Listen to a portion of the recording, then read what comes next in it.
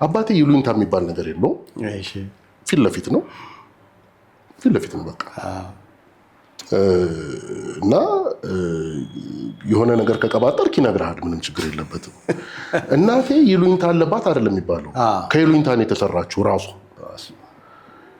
እና የሁለቱ እንትን በጣም ነው በቃ አዎ በጣም ኢንጆይ አደረገው ነበር። ትንሽ ከፍ ስል አንደርስታንድ ሳደረገው አሁን ምን ሆነ መሰለህ አንዴ እንደው ምን ያህል የይሉኝታው ልነግርህ እኮ ነው። ከውጪ አንድ ዘመድ ነገር መጣች 30 ምናምን ዓመት ሀገር ኖራ ምናምን በጣም ፖለቲካውን ሁሉ ምናምን የምታውቅ ነው የሚመስላት። ያው ሁኔታዋን ሳየው እንደዛ ነው። እና ግን የነገሩኝ በኋላ ምንድነው የምትሰሪው ስላት ለ20 ዓመት ዌትረስ ነበረች። ከዛ አሁን አንድ ትንሽዬ እንትን ከፍታለች በቃ የሆነው ከዛ ፖለቲካ መተንተን ጀመረች ማለት ነው። የኔ አባት ማለት ምክትል ሚኒስትር የነበረ ሰው ነው። ጓደኞቹም እንደዛ አሉ ተሰብስበዋል እኮ።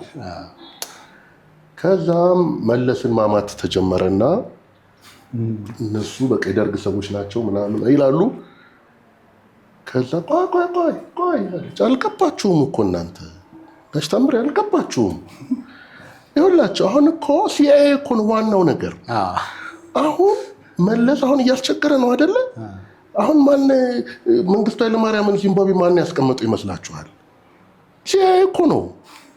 አሁን በቃ ሲያስቸግር ሲረብሽ መለስን ወደ ዚምባብዌ ይወስድና መንግስቱን ደግሞ እዚህ ያመጣዋል ደመደመች ብላ ፖለቲካዋን ተንትና ጨረሰች ማለት ነው።